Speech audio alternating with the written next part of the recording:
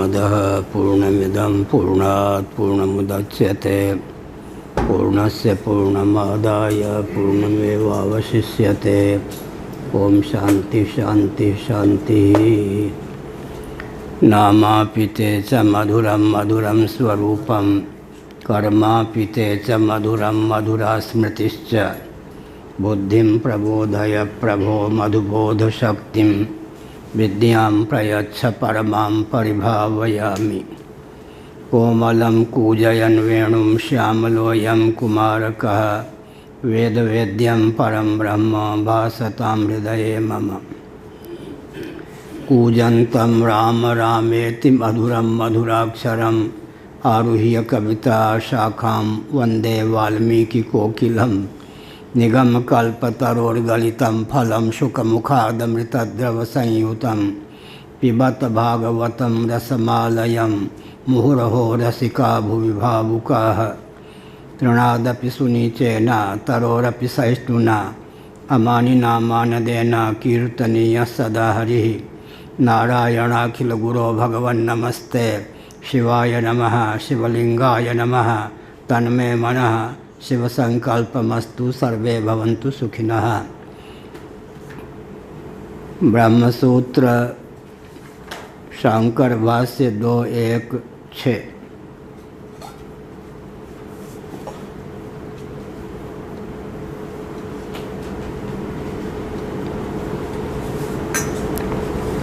पृष्ठ 552।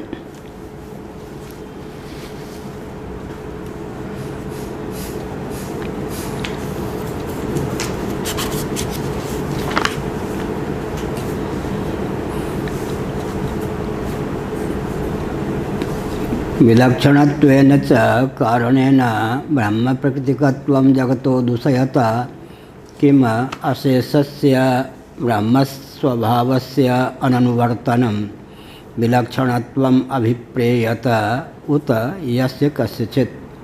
अथ चैतन्यस्येति वक्तव्यं।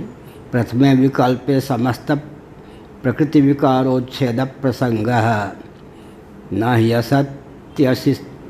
हि असत्यतिशये प्रकृतिविकारिति भवति। द्वितीये च असिद्धत्वं दृश्यते हि सत्तालक्षणो ब्रह्मस्वभाव आकाशादिषु अनुवर्तमान इत्युक्तम्। तृतीये तु दृष्टान्ताभावः। किं हि यच्चैतन्येन अनन्वितं तत् अब्रह्म प्रकृतिकं दृष्टम् इति ब्रह्मवादिनं प्रत्युदाह्रियेत। समस्तस्य वस्तुजातस्य ब्रह्म प्रकृतिकत्वाभ्युपगमात्। नारायण। वैयाकरणों ने भी अपने अभिमत तत्व को परावाक का जो वास्तव स्वरूप है चित धातु को जगत का अभिन्न निमित्तोपादान कारण माना है। जनि कर्तु प्रकृति ही अष्टाध्यायी व्याकरण का यह सूत्र है। जनि कर्तु प्रकृति ही। कर्तु शब्द का भी इसमें प्रयोग है, प्रकृति शब्द का भी प्रयोग है। उनको जो अभिमत तत्व है वह जगत का कर्ता भी है और जगत के रूप में उल्लसित विलसित परिलक्षित होने वाला उपादान भी है। तो वैयाकरणों के मत में भी जगत का अभिन्न निमित्तोपादान कारण कोई चित धातु ही एक प्रकार से मान्य है। प्रकृतिश्च प्रतिज्ञा दृष्टान्तानुपरोधात् इस ब्रह्मसूत्र के माध्यम से भी ब्रह्म तत्व जो वेदांत वेद्य सच्चिदानंद स्वरूप है वह प्रकृति सिद्ध है। केवल निमित्त कारण ही नहीं अपितु उपादान कारण भी सिद्ध है।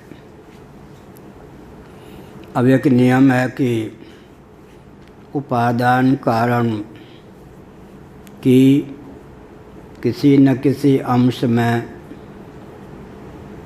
या सर्वतोभावेन कार्य में अनुगति होनी चाहिए। उपादेय यदि उपादान की अनुगति से विरहित है तब उपादेय उपादान भाव की सिद्धि ही नहीं होती। अब एक विचित्र बात है, जगत सर्वथा चिद्रूप है ऐसा नहीं कह सकते, सर्वथा अचित ही है, जड़ ही है ऐसा भी नहीं कह सकते। विज्ञानंच अविज्ञानंच, यह जो श्रुति है तैत्तिरीय, इससे तो विज्ञान अविज्ञान चेतन जड़ उभयात्मक ही जगत परिलक्षित है। और हम आप भी अपने अनुभव के बल पर जानते हैं, केवल स्थूल शरीर को लेकर ही जीवन की निष्पत्ति नहीं होती, उसमें इंद्रिय प्राण अंतःकरण का भी सन्निवेश चाहिए। इनके माध्यम से ही प्रतीगात्मा की जीव के रूप में अभिव्यक्ति या स्फूर्ति होती है। तो जगत सर्वथा अचित ही होता, जड़ ही होता तो संरचना का प्रयोजन ही विफल जाता। आखिर संरचना का प्रयोजन क्या है? महाभारत का, रामायण का, पुराणों का, उपनिषदों का अनुशीलन करें तो जीवों के जो अभुक्त कर्म हैं वे महाप्रलय में फल नहीं दे सकते।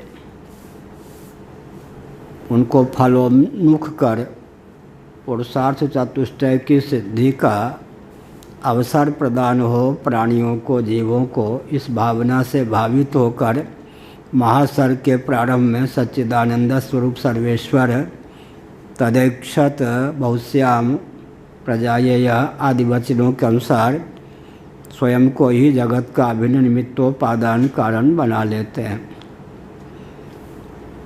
बुद्धिन्द्रिय मन प्राणान जनानाम असजत प्रभु मात्रार्थम च भवार्थम च आत्मने कल्पनाय च। श्रीमद्भागवत वेदस्तुति का जो यह दूसरा श्लोक है, जनानाम, यहाँ जीवार्था सृष्टि का वर्णन है। सृष्टा तो भगवान ही हैं, लेकिन जीव के निमित्त सृष्टि की संरचना करते हैं। त्रिपाद विभूति महानारायणोपनिषद में जीवार्था और स्वात्मार्था दो प्रकार की सृष्टि का वर्णन है। एक प्रकार से श्रीमद् भगवद गीता के 4 अध्याय में भी तदात्मानम सृजाम्यहम संभवाम्यात्म माया कहकर भगवान ने आत्मार्था सर्ग का वर्णन किया अवतार को लेकर। और संसार की रचना तो भगवान करते ही हैं। मम योनिर्महद् ब्रह्म तस्मिन् गर्भं दधाम्यहम् मयाध्यक्षेण प्रकृति श्वेते सचराचरम। तो जगत में अगर केवल चेतन ही चेतन होते तो भी सृष्टि की संरचना का प्रयोजन सफल नहीं होता, और अचित ही होता तो किसके लिए सृष्टि बनी? आखिर भोग्य का अस्तित्व और उसकी उपयोगिता तो भोक्ता के लिए है ना। कोई भोक्ता ही ना हो तो अभोक्ता ही हो, भोग्य ना हो तो भोक्तृ और भोग्य दोनों का संवेद स्वरूप ही संसार है। यावत संजायते किंचित सत्वम, सबके सब क्षेत्रज्ञ संयोगा तद विधि भर्तर सब। क्षेत्र और क्षेत्रज्ञ, प्रकृति और पुरुष के संयोग से सृष्टि की संरचना है। इसीलिए कहा ब्रह्म स्वभाव का अनुवर्तन तो जगत में परिलक्षित है। कल बताया था कि स्वभाव का अर्थ क्या हुआ। विवक्षावसात व्यावर्ति के भेद से हम ब्रह्म को 3 रूप में ख्यापित करते हैं, सत्यम, ज्ञानम, अनंतम। अगर आनंदम को भी जोड़ लें, विज्ञानमानंदम ब्रह्म, आनंदो ब्रह्म, तो 4 शब्दों के द्वारा हम मुख्य रूप से ब्रह्म को उद्भाषित करते हैं। सत्यम ब्रह्म, ज्ञानम ब्रह्म, आनंदम ब्रह्म या आनंदो ब्रह्म और अनंतम ब्रह्म। अनंत सच्चिदानंद का नाम ब्रह्म है। तो व्यावर्ति के भेद से तत्व एक होने पर भी ब्रह्म को ख्यापित करने के लिए कई शब्दों का प्रयोग किया गया। प्रत्यक्षादि प्रमाणों के द्वारा जो हमको जगत परिलक्षित होता है अनित्य है कार्य होने के कारण। अनित्य से अनित्य को ही हम कहते हैं असत भी। असतो मां सद्गमय ना सतो विद्यते भावो ना भावो विद्यते सतः आदि स्थलों में अनित्य का ही प्रकारांतर उद्भाषण असत शब्द के द्वारा किया गया है। जगत जड़ भी है, घट आदि जो हैं पृथ्वी आदि जड़ हैं, अचित हैं, इसीलिए कहा गया अचित और संयोग वियोगास्पद होने के कारण ये दुखप्रद भी हैं। ऐसी स्थिति में देहेंद्रीय प्राणांतःकरण सहित बाह्य प्रपंच को जब हम असच्चिदानंद कहते हैं तो तीनों के व्यावर्तन की दृष्टि से ब्रह्म को सत भी चित भी आनंद भी कहते हैं। जगत में अनंतता सिद्ध नहीं है, क्योंकि कार्य कोटि प्रविष्ट जो भी पदार्थ है उसकी तो अनित्यता सिद्ध है, नित्यता नहीं, और कार्य की तो अचित रूपता ही सिद्ध है। फिर अनंतता की बात रह गई, वस्तु की परिच्छेद शून्य, हम किसको मानेंगे? सांख्यों के यहाँ अगर प्रकृति है तो वस्तुकृत परिच्छेद शून्य कैसे मानेंगे? महत्त्व से लेकर पार्थिव प्रपंच तक प्रकृति परिणत होगी तो प्रकृति के ज्ञान से आखिर पार्थिव प्रपंच तक का तो ज्ञान हो सकता है, पुरुष का विज्ञान रह जाएगा। पुरुष का विज्ञान हुआ तो प्रकृति से लेकर पार्थिव प्रपंच तक या पृथ्वी पर्यंत जो अचित पदार्थ हैं उनका ज्ञान नहीं हो सकेगा। सांख्यों के मत में वस्तुकृत परिचय शून्य के सन्निकट तो प्रकृति है, लेकिन कोई ऐसा तत्व नहीं जिसके ज्ञान से सर्वविज्ञान की सिद्धि हो सके। तो सबसे बड़ी विचित्र बात यह है कि अगर वस्तुकृत परिचय शून्य कोई पदार्थ ही नहीं है, तत्व ही नहीं आपके यहाँ, तो स्वरूप से सर्वथा अनंत, नाश रहित, अंत रहित कोई वस्तु आप नहीं मानते हैं तो दर्शन में त्रुटि है। नैयायिक वैशेषिकों के यहाँ तो वस्तुकृत परिचय शून्य कोई पदार्थ हो, ये संभव ही नहीं है। इस दृष्टि से बताया गया। अब अनुगति होनी चाहिए तो व्यावर्ती के भेद से अंश न होने पर भी अंश की कल्पना कर लेते हैं, विशेष विशेषण भाव न होने पर भी विशेषण की कल्पना कर लेते हैं। सत्यम ब्रह्म, ज्ञानम ब्रह्म, आनंदम ब्रह्म, यानंदो ब्रह्म, अनंतम ब्रह्म। अब जगत में संपूर्ण ब्रह्म की अननुगति है, अनभिव्यक्ति है, या ब्रह्म के किसी स्वभाव की अनुगति है, किसी की नहीं है, क्या मानना चाहिए? यह कहा सर्वथा अगर अनुगति है तो कार्य कारण भाव की सिद्धि नहीं होगी। उत यस्य कस्यचित, अगर सत चित आनंद इन स्वभावों में किसी की अनुगति नहीं है तो किसी की अनुगति भी माननी होगी। जितने अंशों में अनुगति होगी उतने अंशों में तो कहेंगे न कि ब्रह्म की अनुगति है। अवशिष्ट बच गया ये नहीं कह सकते, क्योंकि विवक्षावशात ही सत कहा, चित कहा, आनंद कहा। केवल सत कहने पर अचित बुद्धि न बन जाए ब्रह्म में, इसीलिए ज्ञानम कह दिया। सच्चित कहने पर भी कहीं वो परोक्ष तत्व ही न सिद्ध हो जाए, इसलिए आनंदम कहा। क्योंकि जो सच्चित होता है पंचदशी के प्रथम प्रकरण के अनुसार नित्य और स्वप्रकाश और एक होगा। सच्चित माने तीन दिव्यता होनी चाहिए, नित्य हो, स्वप्रकाश हो और एक हो।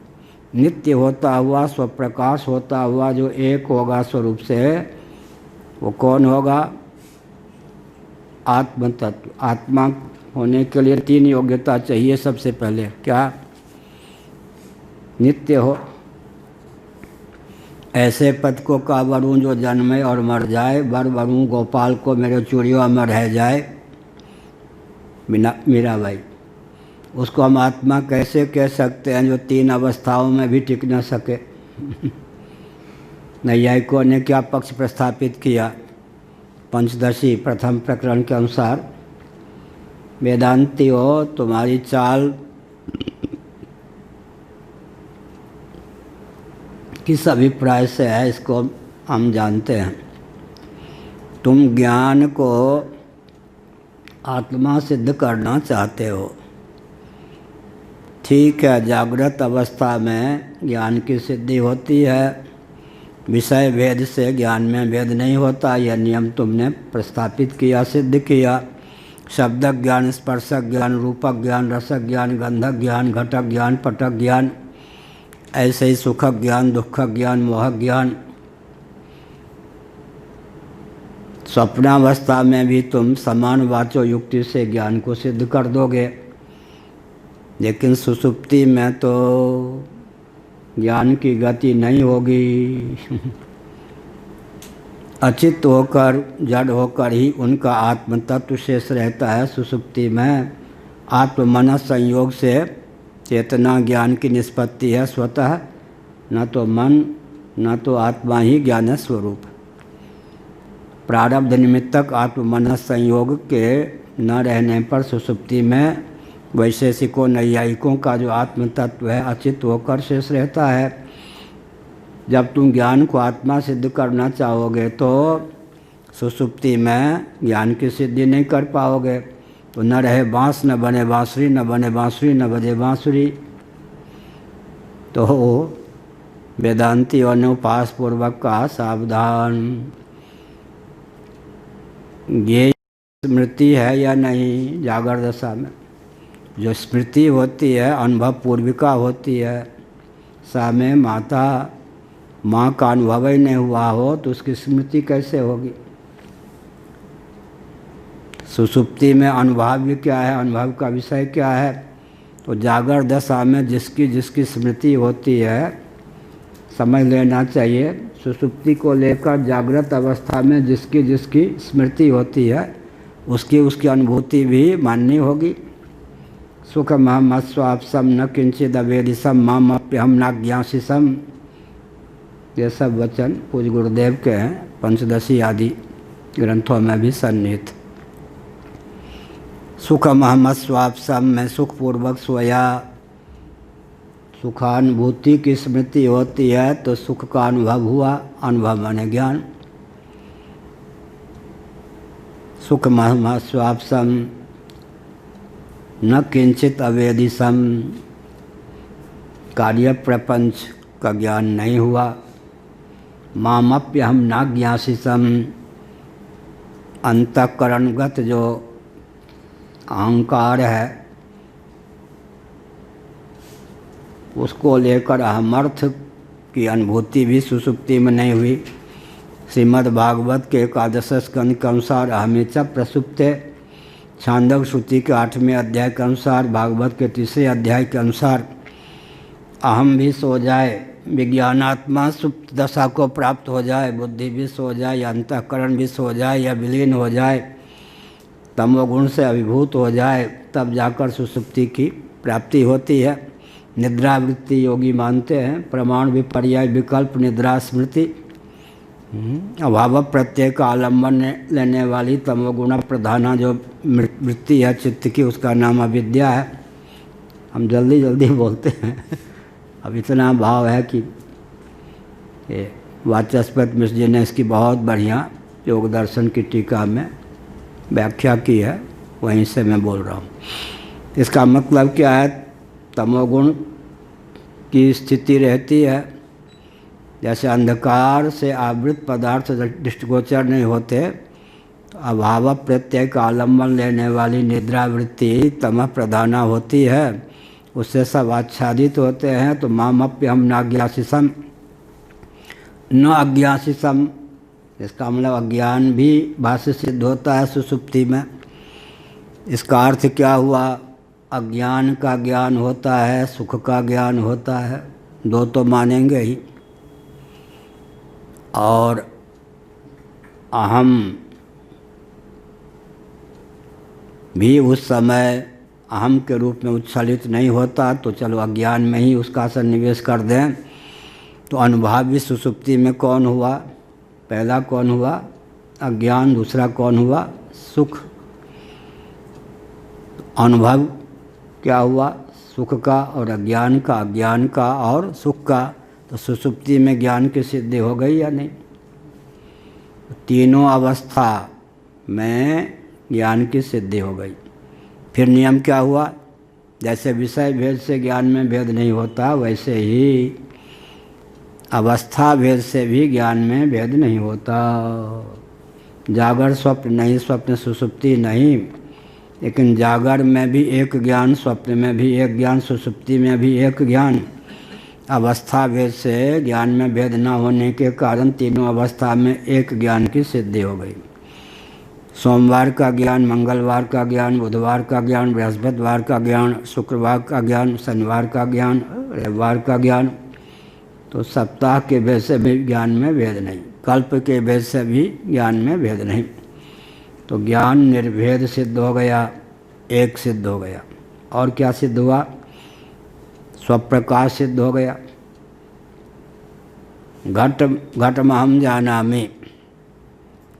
अंत में वैशेषिकों को, नैयायिकों को कहना पड़ता है घट विषय ज्ञानवान अहम अनुव्यवसाय।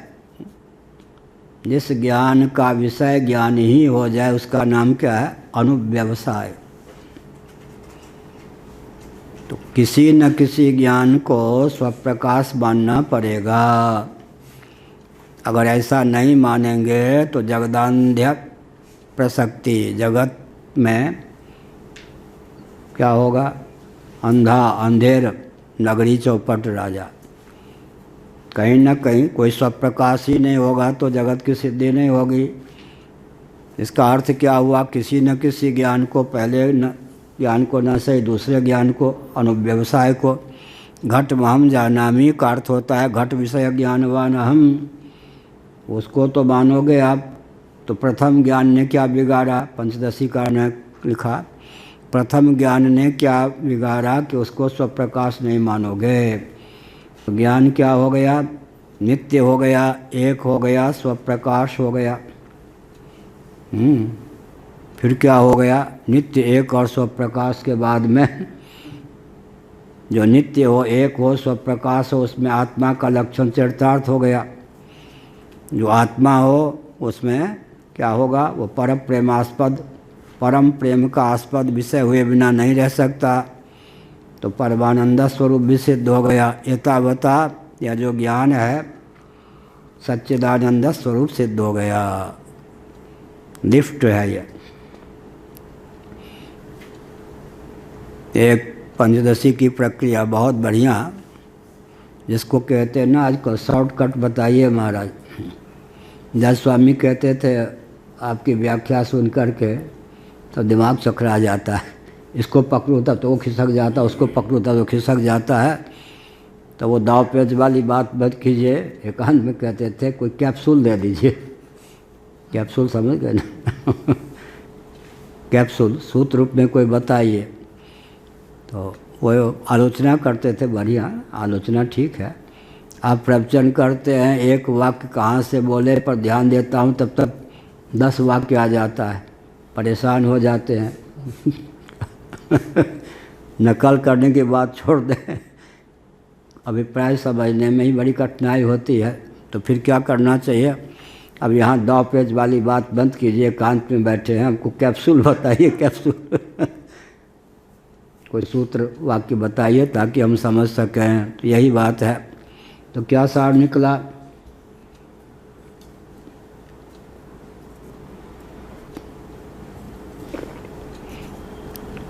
शिष्य ने कहा संवाद वहाँ नहीं है, संवाद की मैं कल्पना कर रहा हूँ पंचदशी। गुरुजी पत्नी को देखा, पुष्प को देखा, पाषाण को देखा, उसको देखा, उसको देखा। दर्शनमय जीवन है तो आत्मा का दर्शन करा दीजिए।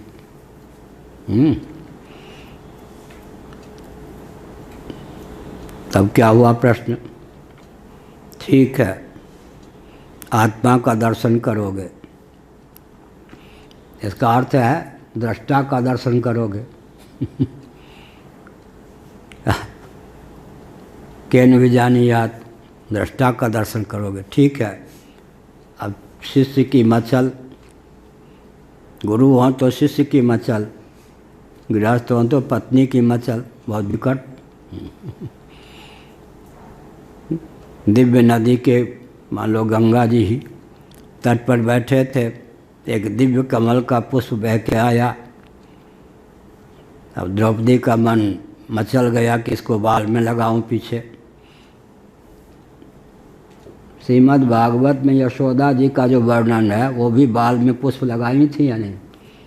उत्तर भारत में तो ये प्रथा लुप्त हो गई, दक्षिण में जाके चली गई, वहाँ तो अभी सुरक्षित है, उत्तर भारत में नहीं। क्या श्रीमद् भागवत में वो जो दहीवादी बिलव रहे हैं वर्णन है ना, वहाँ भी ये जो बाल है उसमें जो पुष्प लगा हुआ है मानो गिर रहा है। तो पुष्प लगाने की प्रथा जो थी उत्तर भारत में भी थी, अब इधर विगलित हो गई, वहाँ जाके पहुँच गई। अब वहाँ भी जब सलवार का युग आया तो वहाँ से भी अब विदा होने वाली है पुष्प प्रथा। ये तो बहुत बढ़िया पुष्प है, ऐसे पुष्प बहुत से चाहिए। अब गृह मंत्रालय का आदेश, हमें तो इधर पाठ करना है, चलते चलते कहाँ जाकर उधर। इसका मतलब क्या है? तो शिष्य मचल गया, गृहस्थ की पत्नी मचल जाए तो यथासंभव वैध विधा से उसके मचल को पूर्ण करना चाहिए। विशेषकर गर्भवती हो, वो भी जो खाने पीने की बात करे उस समय उसको डांटना फटकारना या उसकी इच्छा की पूर्ति नहीं करेंगे तो बच्चा चिड़चिड़ा होगा। जहाँ तक बन सके उचित विधा से समझाकर उसके मनोरथ की पूर्ति करनी चाहिए। उसे ये न लगे कि मैं परतंत्र हूँ, उसी के ऊपर वंश निर्भर करता है। बृहदारण्यक उपनिषद का व्यावहारिक धरातल पर अगर हम सब सारांश कहें तो दो ही है, रोटी बेटी। भूख भोजन से ही तो बृहदारण्यक उपनिषद का प्रारंभ है। जाया में से जाया माने पत्नी, किसी की बेटी ही तो पत्नी बनती है ना, किसी की पुत्री। रोटी बेटी हमारे बहुत ही प्रिय हैं, स्नेहास्पद हैं, मोहन भागवत जी, सुन लें। सारी व्यवस्था संस्कृति रोटी बेटी पर निर्भर है। प्रवृत्ति मार्ग हो या निवृत्ति, रोटी बेटी पर ही सब कुछ निर्भर है। भगवान शंकराचार्य महाभाग सुखदेव जी भी तो माँ के गर्भ से अभिव्यक्त हुए थे ना। सारी संस्कृति उत्कर्ष जो है रोटी बेटी पर निर्भर है। इसकी मर्यादा उदारता के नाम पर अगर हटा देंगे, शास्त्र अपने आप में उदार है। अगर कोई अंध परंपरा जुड़ गई है तो उसका विभाग भी सामान्य व्यक्ति नहीं कर सकते, कौन शास्त्र सम्मत परंपरा है, कौन अंध परंपरा है। उदारता के नाम पर अगर रोटी बेटी की मर्यादा भंग कर दी तो कुछ हाथ नहीं लगेगा, सब वर्ण संकर कर्म संकर हो जाएंगे, महा उपद्रव सिद्ध होगा, सब असुर हो जाएंगे। इसलिए मेरे बड़े स्नेहास्पद हैं, बहुत आस्था रखते हैं, 2-2 घंटे परिश्रम करके भी उनको मालूम पड़े मैं यहाँ हूँ या वहाँ हूँ तो आ जाते हैं। क्या नाम, मुरारी बापू जी। लेकिन मैंने एक संकेत किया था उन्हें भी इसी यंत्र के माध्यम से कि जो उदारता अपने अस्तित्व और आदर्श को विलुप्त करने के लिए बाध्य करे, भगवान श्री कृष्ण ने कहा अर्जुन वह उदारता नहीं, उदारता के नाम पर हृदय की तुच्छ दुर्बलता है, क्षुद्रम हृदय दौर्बल्यम। तो हमने संकेत किया रोटी बेटी की मर्यादा गई नहीं कि संतान विकृत हो गई तो सब कुछ, प्रवृत्ति मार्ग भी चौपट, निवृत्ति मार्ग भी चौपट, लोक भी चौपट, परलोक भी चौपट, परमात्मा की प्राप्ति का मार्ग भी चौपट। इसलिए सनातन विधा से अभी तो कोरोना ने सबको सिद्ध कर दिया है, ध्यान जाना चाहिए। अब भारत के माननीय प्रधानमंत्री भी क्या बोल रहे हैं मालूम है? ये जो रोग आया है ये कुछ संकेत करता है, इससे आप लोगों को हम लोगों को भली भांति शिक्षा लेनी चाहिए। वो आने लगा, कल भी आया था उनका वक्तव्य समाचार पर। इसका अर्थ है कि रोग जो आया है ये कुछ देने के लिए आया है, इसको विपत्ति मत मानिए। आत्मनिर्भरता आदि जोड़ देते हैं वो, लेकिन ये जो संकेत कर रहा है रोग, उत्कर्ष के लिए बहुत बढ़िया अवसर आया है। उसको समझिए कि रोग क्यों आया है, उस समझ करके उस ढंग से प्रकल्प चलाइए। ये माननीय प्रधानमंत्री जी बोलने लगे हैं, तो हमने क्या संकेत किया, रोटी बेटी की मर्यादा की रक्षा करनी चाहिए। तब यहाँ सार यह निकला कि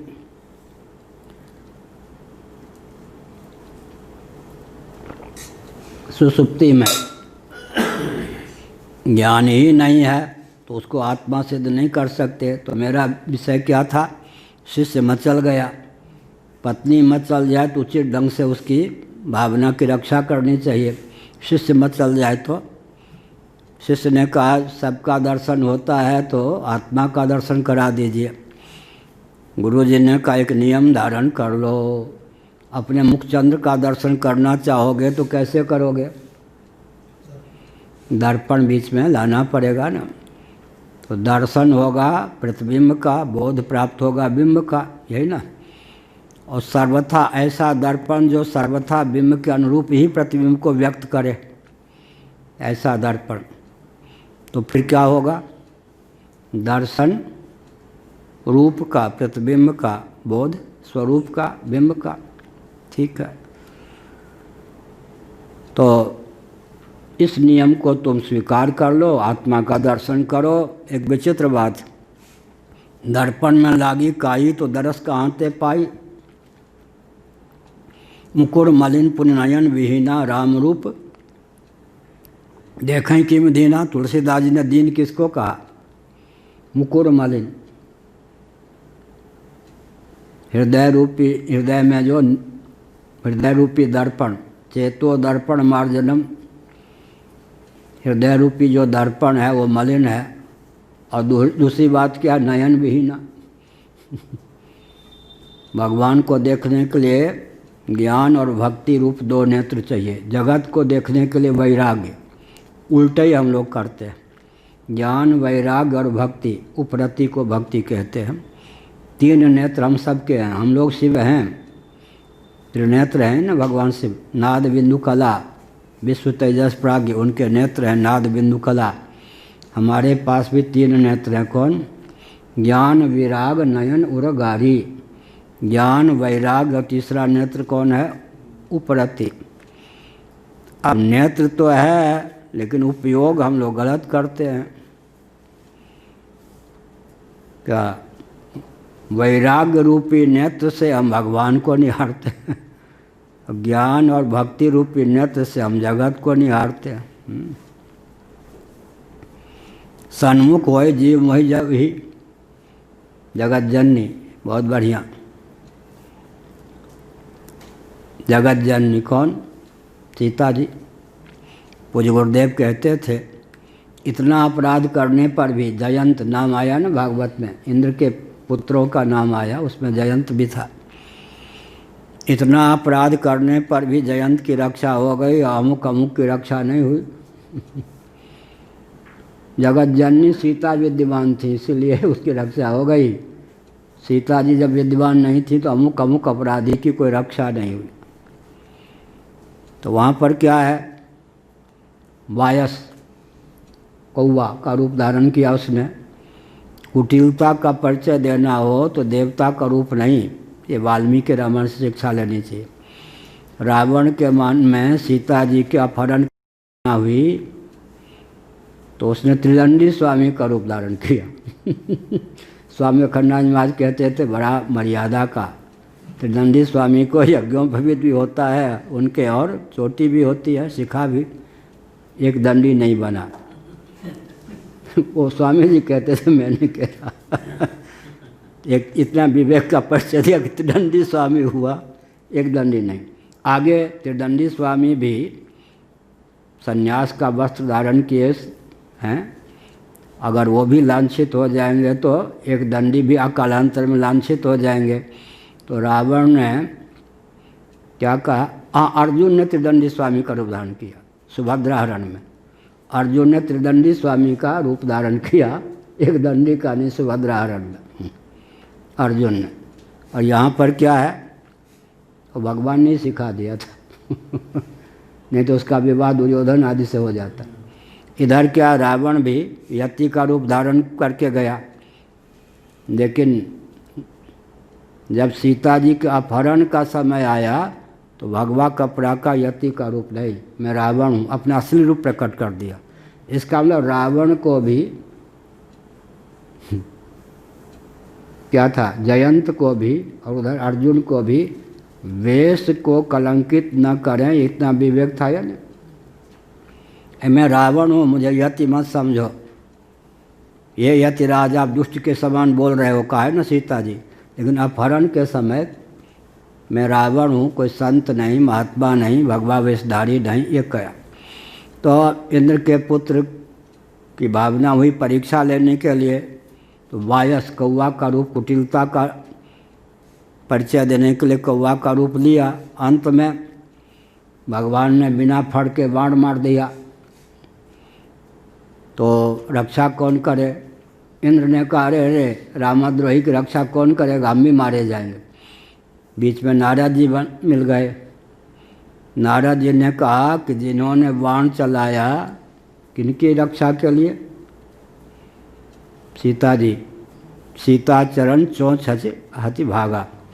वहाँ भी तुलसीदास जी ने मर्यादा के शब्द में लपेट दिया, चरण चोंच मारा। वाल्मीकि रामायण में तो वक्षोज में चोंच मार दिया था, यहाँ रामायणी करते हैं कि चरण में चोंच मारा। वो है क्या, चरण रूप, चरण चोंच, चरण रूप चोंच को मार दिया। कहाँ मारा, इसीलिए वक्षोज का नाम न लेकर तुलसीदास जी ने मानो लोग अर्थ करें कि चरण में चोंच मारा, चरण चोंच चरण में भी चोंच होते हैं ना किसके, कौवा के। नारद जी ने कहा उन्हीं के पर शरणागत हो जा, आके बेचारा गिरा। अब राम जी शरणागत को तो छोड़ नहीं सकते, लेकिन गिरने में क्या हो गई गड़बड़ी, पूंछ तो राम जी की ओर और मुख जो है उधर। तो सीता जी ने सोचा इसका उद्धार नहीं होगा, सन्मुख होना चाहिए ना। सीता जी के प्रति अपराध किया, लेकिन स्वभाव क्या होता है, कुपुत्रो जायेतो क्वचिदपि जायेता क्वचिदपि कुमाता न भवति। उस वायस को पलट के उसके मुख जो कर दिया भगवान राम की ओर। महाराज आपके प्रति सन्मुख है, शरणागत है, तो रक्षा हो गई। तो हमने संकेत किया कि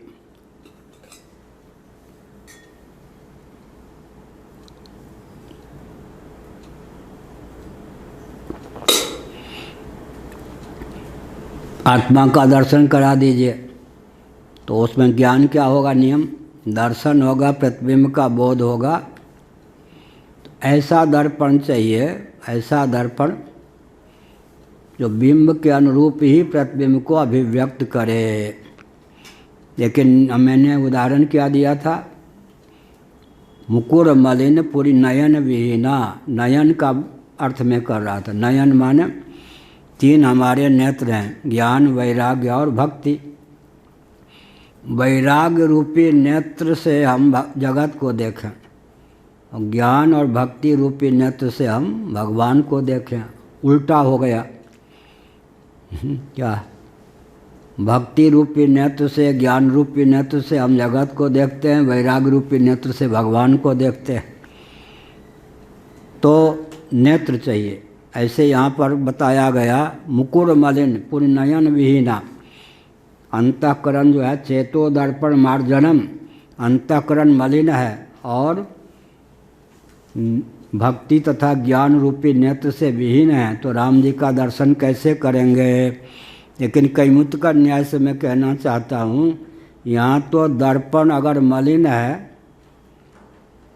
तो उसमें प्रतिफलित नहीं होगा मुखचंद्र, परंतु भगवान ने आत्मदर्शन के लिए ऐसी दिव्यता प्रस्तुत की है। कैसी दिव्यता, शब्द के माध्यम से ही नहीं, स्पर्श के माध्यम से ही नहीं, रूप के माध्यम से ही नहीं, रस के माध्यम से ही नहीं, गंध के माध्यम से ही नहीं, सुख के माध्यम से ही नहीं, दुख और अज्ञान के माध्यम से भी हम आत्मा का दर्शन कर सकते हैं।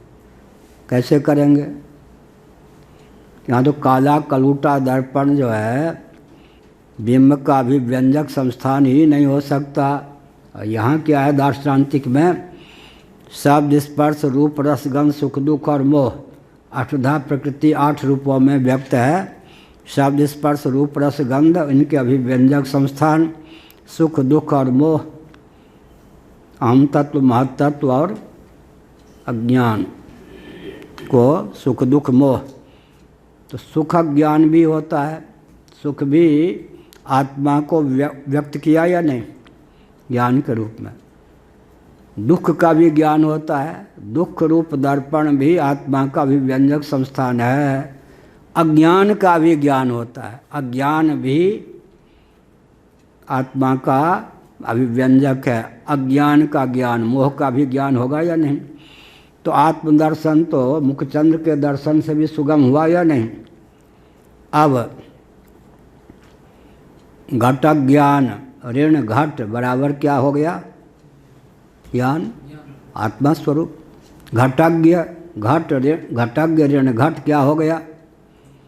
अच्छा, अब दर्पण को औंध दिया तो प्रतिबिंब कहाँ चला गया? बिंब रूप ही रह गया। तो गुरु जी ने कहा देख आत्मदर्शन तो बड़ा सुगम है, लेकिन नियम मान ले, दर्शन रूप का बोध स्वरूप का क्या अभिव्यंजक संस्थान तेरे पास कितने हैं? शब्द है, स्पर्श है, रूप है, रस है, गंध है, इनके अभिव्यंजक संस्थान सक चंदन वनिता इत्यादि हैं। सुख है, दुख है, मोह है। आत्मदर्शन सबसे सुगम क्यों है? क्योंकि ये सब ज्ञान के अभिव्यंजक हैं। सबसे काला कलूटा दर्पण कौन होगा? अज्ञान। वो भी अज्ञान भी, मोह भी ज्ञान का अभिव्यंजक हो जाता है। किसको नहीं हम प्राप्त करना चाहते? दुख को, वो दुख भी ज्ञान का। तो हम लोगों को दुख देना भी कोई चाहे तो हृदय से हम लोग दुखी नहीं हो सकते। क्यों? दुख ज्ञान में ज्ञान पर दृष्टि डालिए तो दुख होगा क्या? क्या दुख पर दृष्टि डालेंगे तब दुख होगा, या दुख ज्ञान पर दृष्टि डालेंगे तब दुख होगा? हो गया ना। सुख में भी बौराते क्यों नहीं? सुख ज्ञान में हमारे नज़दीक कौन है? प्रत्यक्ष कौन है? ज्ञान है या सुख है? और अज्ञान के ज्ञान में, मोह के ज्ञान में हम तो ज्ञाता हो गए, दृष्टा हो गए। हमारे नज़दीक, हमारे में ज्ञेय और ज्ञाता के बीच में कौन रहेगा? ज्ञान। तो इसका मतलब क्या है? सुख ज्ञान में ज्ञान, दुख ज्ञान में ज्ञान। कहाँ से बोल रहा हूँ? पंचदशी का प्रथम प्रकरण। अज्ञान ज्ञान में भी ज्ञान। वहाँ सुख दुख अज्ञान का ढंग से वर्णन नहीं है, हमने जोड़ के और विशद करके बताया।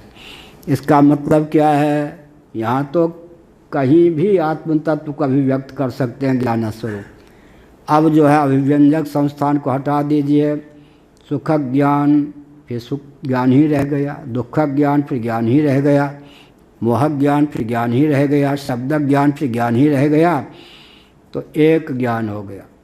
इसका अर्थ क्या हुआ? आत्म, यहाँ प्रश्न किया गया कि आत्मा जो है ब्रह्म क्या है? सच्चिदानंद।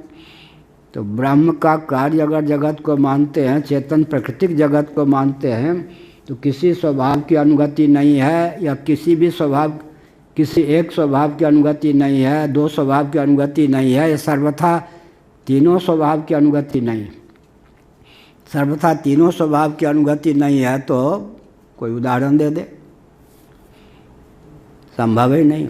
एक चीज़ और है, वो भी पंचदशी के अनुसार बोल रहा हूँ। कौन वस्तु कैसी है, उसका समग्र स्वरूप कैसा है, इसका निर्धारण बहुत कठिन है। क्या ध्यान गया? मान लीजिए पाठ नहीं हो तो हमको पढ़ाने का अवसर मिले, तो हम पढ़ाना भी जानते हैं, इन सब विषयों का ज्ञान भी है, ना हमें ठीक से पता चले ना आपको पता चले। इसका मतलब क्या हुआ? पढ़ने वाले की उपाधि प्राप्त होने पर पाठ चला। अब बच्चों के बीच में खेलते रहे, उन्हीं से तोतली बाणी में बात करते रहें, तो माता पिता कितने योग्य हैं, उनकी योग्यता बच्चों के बीच में प्रकट हो पाएगी। इसीलिए पंचदशीकार विद्यारण्य स्वामी जी ने बताया कौन वस्तु कैसी है भी या नहीं। दूसरी बात है कि उसका समग्र स्वरूप कैसा है, ये तो अनुकूल उपाधि प्राप्त होने पर भी हम समझ सकते हैं। जैसे अग्नि तत्व क्या है, दाहक और प्रकाशक। अब बटलोली में पानी रखिए, नीचे से चूल्हा चिता ही रहे हैं, पानी के माध्यम से स्वामी निर्विकल्पानंद जी दाह की अभिव्यक्ति होगी या प्रकाश की होगी या दोनों की होगी। दाह की उंगली डालेंगे तो। अब अगर कोई इस आधार पर निर्णय ले कि अग्नि दाहक है, तो अग्नि का सर्वतोभावन जो स्वभाव है पूरा, उसका अभिव्यंजन हुआ क्या? नहीं हुआ। अब अग्नि तो आग तो लपट दे रही है, वह चंद्रकांत मणि रख दें, मंत्र मणि मौसद के द्वार से मणि में चंद्रकांत मणि रख दें, और कोई अग्नि बंधे वायु को बांधो, अग्नि को बांधो, मंत्र किसी को सिद्ध है तो क्या होगा? पूरी सेकने के लिए बस अग्नि जलता है, क्या रख दिए? बर्तन रख दिए, उसमें घी भी रख दिए, पूरी बेल के रख दिए, वो घी गर्म ही नहीं होगा। तो वहाँ क्या प्रकाश तो है, दाह नहीं है। दाह का अवरोधक कौन हो गया? मणि मंत्र महोषधि या अवरोधक सामग्री है। लेकिन जो आग जल रही है, ईंधन क्या है? दाह और प्रकाश दोनों का अभिव्यंजक संस्थान है। इसका अर्थ क्या हुआ? एक ही वस्तु का समग्र स्वरूप कितना है, अब वो है भी या नहीं, इसका निर्णय किस पर होगा? वैदिक जी, अभिव्यंजक पर। अगर राहु है या नहीं, राहु और सूर्य चंद्र की दूरी बहुत है या नहीं?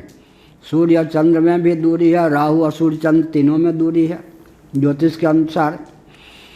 लेकिन राहु चंद्र के द्वार से ही, राहु का चंद्र और सूर्य के द्वार से ही तो अभिव्यंजन होता है। अगर ग्रहण ना हो, सूर्य चंद्र ही ना हो, चंद्र ग्रहण सूर्य ग्रहण ना हो, तो राहु का अस्तित्व है, राहु कोई भाव पदार्थ है, इसका ज्ञान कैसे होगा? इसीलिए किसी भी वस्तु को नकार देना या किसी भी वस्तु के एक अंश को स्वीकार करना, बाकी अंश को स्वीकार न करना, ये क्या हुआ फिर? यह दूरदर्शिता है। वस्तु है, इससे ही काम नहीं चलेगा। उस वस्तु का अभिव्यंजक संस्थान कौन है? यहाँ मान लो तानसेन जैसे गायक कोई हैं, कौन? मान लो ऋषिकेश ब्रह्मचारी जी हैं। अब वो गान का कोई अवसर ही नहीं है, तो ये गायक से पता चलेगा क्या? नहीं ना, नहीं पता चलेगा। इसका मतलब क्या है? वस्तु की विद्यमानता, ज्ञान की विद्यमानता, कला की विद्यमानता, व्यक्ति की विद्यमानता होने पर भी एकाएक हम उसका खंडन कर दें या किसी एक अंश को, हाँ वो गायक तो हैं, पाठक नहीं है, ये नहीं होगा। अभिव्यंजक संस्थान कितने हो सकते हैं, समग्र रूप उस पर निर्भर है। जैसे अग्नि तत्व दाहक भी है, प्रकाशक भी है, लेकिन केवल दिया सलाई लेकर देखो आग हो तो, अरे दिया सलाई तो है, मैच बॉक्स तो है, लेकिन घिसोगे नहीं तो अग्नि का दर्शन ही नहीं होगा। तो अव्यक्त दशा में जो अग्नि है, उसके अस्तित्व का ही कोई क्या करेगा? खंडन कर देगा। या अग्नि को केवल दाहक मान लेगा, अग्नि को कोई प्रकाशक मान लेगा। इसका मतलब क्या है कि अभिव्यंजक संस्थान पर निर्भर करता है क्या? किसी भी व्यक्ति का अस्तित्व है और उसके स्वभाव क्या क्या हैं। इतना मैंने उत्तर दिया। ऐसे ही यहाँ पर क्या होना चाहिए? ब्रह्म के स्वभाव तीन हो गए मुख्य रूप से। कौन कौन? सत चित आनंद। सबसे सुगम कौन है? जो सबके द्वारा व्यक्त हो जाए, सत स्वभाव। सन घट सन पट संत्याप अस्थिभूषण वायु। घट है, पट है, सब कुछ है। कल भी मैंने कहा था, एक बार हमने छत्तीसगढ़ में इस पर प्रवचन किया था, एक वो बहुत बढ़िया व्यक्ति जो मोटरसाइकिल में एक्सीडेंट में चले समाप्त हो गए, हरिवंश, हाँ वो भी थे। वो यही किया था कि पहले भगवान का दर्शन होता है, भव का दर्शन बाद में होता है। सच्ची बात है, आज तक किसी को भव का दर्शन हुआ ही नहीं, भगवान का ही दर्शन होता है। तो क्या सार निकला? सत स्वभाव जो ब्रह्म का है तिरोहित है क्या? सबसे सुगम स्वभाव कौन हो गया? सत। सबसे सुगम स्वभाव क्या हो गया? सत। सत्य का दर्शन होता है या नहीं? और अमुक भांति चिदंश भी प्रकट हो जाता है। सबसे दुर्लभ कौन है? प्रिय। हाँ, लाख डाल रखने वाला कोई आ गया तो उसके माध्यम से आनंद की अभिव्यक्ति होगी। सर्वथा अगर ब्रह्म का कोई भी स्वभाव प्रकट न हो जगत के माध्यम से, ये तो संभव है क्या? तीन पक्ष हो गया, किसी अंश में व्यक्त है, किसी अंश में अव्यक्त है। चिदंश उसका सर्वथा अव्यक्त है, या सर्वथा ब्रह्म तत्व का कोई भी स्वभाव व्यक्त न होने के कारण अव्यक्त ही है, ये तो नहीं कह सकते। तो किसी के माध्यम से सदंश, किसी के माध्यम से सदंश चिदंश दोनों, और किसी के माध्यम से सदंश चिदंश आनंदांश तीनों व्यंजक संस्थान पर निर्भर करता है। किसी भी वस्तु या व्यक्ति का समग्र अनुशीलन करने के लिए उसके अभिव्यंजक संस्थान कौन कौन हो सकते हैं, उनका ज्ञान, ये सब मनोविज्ञान में हुआ या नहीं? हाँ, ये बहुत गंभीर अध्ययन आजकल कर रहे हैं मनोविज्ञान का। मनोविज्ञान क्या हुआ? ये आए हैं, संन्यास दे दीजिए, बहुत बढ़िया मनोविज्ञान। ये मनोविज्ञान हुआ ना। किसी वस्तु या व्यक्ति का जब आकलन करेंगे तो समग्र अभिव्यंजक संस्थान का ज्ञान प्राप्त होगा या नहीं? नहीं होगा तो उस व्यक्ति को रहने पर भी नहीं कह देंगे। क्या कोई मौन है, बोलने का अवसर ही नहीं दिया, तो क्या पता गूंगा है या बोलना जानता भी है। और कोई विषय दिया जिस विषय पर वो बोला, बाकी विषय का ज्ञाता है या नहीं? तो देखना ये चाहिए कि सदंश तो तिरोहित होएगा कैसे? सन घटा सन पटा सन सब जगह अमुक भांति चिदंश की अभिव्यक्ति भी सुगम है, आनंदांश बहुत कठिन है। इसलिए सत्ता की अभिव्यक्ति क्या हो, किससे हो जाती है? तमोगुण से भी, रजोगुण से भी, सत्वगुण से भी। सत्ता ब्रह्म के सत स्वभाव की अभिव्यक्ति सत्वगुण से भी, रजोगुण से भी, तमोगुण से भी, पाषाण इत्यादि जड़ पदार्थ के माध्यम से ब्रह्म की सत्ता सद्रूपता की अभिव्यक्ति हो जाती है। अब सत्वाद समझाते ज्ञानम, रजोगुण के माध्यम से ज्ञान की अभिव्यक्ति होगी या सत्वगुण के माध्यम से। लेकिन इसमें दो प्रस्थान है। क्या? बात के बाल में खाल, दो प्रस्थान हो गए। सांख्यों के यहाँ दो प्रस्थान होते हैं। कौन कौन? एक प्रस्थान यह है कि सत्वगुण रजोगुण तमोगुण तीन गुण हैं, ये तो दोनों मानते हैं।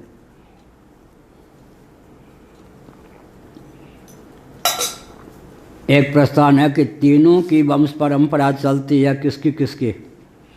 सत्वगुण की, रजोगुण की, तमोगुण की। विवरण प्रस्थान, भामती प्रस्थान, इन सबको दृष्टि से कह रहा हूँ। एक की है सत्वगुण की वंश परंपरा चलती है, तमोगुण की वंश परंपरा चलती है, रजोगुण की वंश परंपरा नहीं चलती। इसलिए राजस हम के कोई कार्य नहीं होते इस प्रस्थान में। मेरठ में एक व्यक्ति आया मेरे पास, चौमासा कर रहा था, दंडी स्वामी था, पैंट वंट पहने था। ओम हरि महाराज, उधर की भाषा ऐसे होती। चुप महाराज, आप, मैं ओम हरि कह रहा हूँ, आप ओम हरि भी नहीं कह रहे। वो था पेंट पहने। मैं फिर आप हमको क्या समझते हैं? गृहस्थ? मैं हूँ ब्रह्मचारी। अच्छा भाई, आप नारायण तो कही, कम से कम कहिए। तो हमने कहा अच्छा नारायण। नमो नारायण ने भी नहीं कहा, ओम हरि कहा। ठीक है, तो देखिए मैं कौन हूँ, परिचय देता हूँ। मेरे 3 भाई हैं, मेरे सहित अतिरिक्त 2 भाई हैं, हम 3 भाई हैं। ठीक है, छोटे बड़े को कहा कि आप विवाह कर लीजिए, हम बीच वाले हैं। दोनों का पोषण करने के लिए ट्रैक्टर की हमारी दुकान है यहाँ पर, हम धनी हैं, हम शादीशुदा नहीं हैं। तो हमने समझ लिया यही सांख्य सिद्धांत माने वंश परंपरा चलेगी छोटे भाई की बड़े भाई की, इसकी तो वंश परंपरा नहीं। दोनों के पोषण के लिए अपने जीवन का उसने उपयोग किया। ये हो गया कौन सा प्रस्थान? रजोगुण की वंश परंपरा नहीं चलती, बीच वाले की बड़े की छोटे की वंश परंपरा चल गई। एक है कि तीनों की वंश परंपरा चलती है। जब तीनों की वंश परंपरा चलती है तो रजोगुण और सत्वगुण दोनों ही ज्ञान का अभिव्यंजक होता है। जब रजोगुण की वंश परंपरा नहीं चलती, ऐसी मान्यता है, तो सत्वाद समझाते ज्ञानम, सत्वगुण के द्वारा ज्ञान की निष्पत्ति होती है। और सत्वगुण की क्या विशेषता हुई? और ब्रह्म की सत्ता का भी अभिव्यंजक है, चित्ता का भी अभिव्यंजक है, प्रियता का भी अभिव्यंजक है। और क्या हुआ? माया की असत्ता, जड़ता, दुख रूपता किसी का अभिव्यंजक नहीं है। मरुदगण का स्वभाव हो गया या नहीं? सत्वम रजस तमैति गुणा प्रकृति संभवा निबधनंति महाबाहो देहि देहिनमव्ययम। प्रकृति से समुद्भूत जो 3 गुण हैं उसमें जो सत्व गुण है वो अपनी माँ का अनुगमन बिल्कुल नहीं करता, दिति का नहीं, इंद्र का, इंद्र अदिति के पुत्रों का हो गया या नहीं? क्या बंध्या पुत्र आदि के माध्यम से असत माया की असत्ता की अभिव्यक्ति हो जाती है। पाषाण आदि के माध्यम से अचित्ता की अभिव्यक्ति हो जाती है। रजोगुण के माध्यम से दुख रूपता की अभिव्यक्ति हो जाती है। लेकिन ब्रह्म जो है सच्चिदानंद, उसमें जो सत्व गुण है असत्ता का, जड़ता का, दुख का अभिव्यंजक नहीं है। वो ब्रह्म के समग्र स्वरूप का, सत्ता का भी, चित्ता का भी, प्रियता का भी अभिव्यंजक संस्थान है। तो हमने विस्तार पूर्वक बताया, किसी भी स्वभाव की अनुगति नहीं है तो उदाहरण नहीं दे सकते। और चेतनता की अभिव्यक्ति नहीं है तो भान कैसे होता है? आनंद को लेके कह सकते हैं, तो इसका मतलब क्या? ब्रह्म तो सिद्ध हो गया ना। सदंश की भी अभिव्यक्ति हो गई, सत स्वभाव की भी, चिदंश की माने चित स्वभाव की भी अभिव्यक्ति हो गई। आनंद स्वभाव की अभिव्यक्ति नहीं हुई तो इसका मतलब ब्रह्म नहीं है तो नहीं कह सकते। वहाँ प्रतिबंधक कोई है, अनुकूल उपाधि हो, सत्वगुण के माध्यम से तो सद्रूपता की, चिद्रूपता की, आनंद रूपता की अभिव्यक्ति हो जाती है। ओम पूर्णमदः पूर्णमिदं पूर्णात् पूर्णमुदच्यते पूर्णस्य पूर्णमादाय पूर्णमेवावशिष्यते। ओम शांति शांति शांति।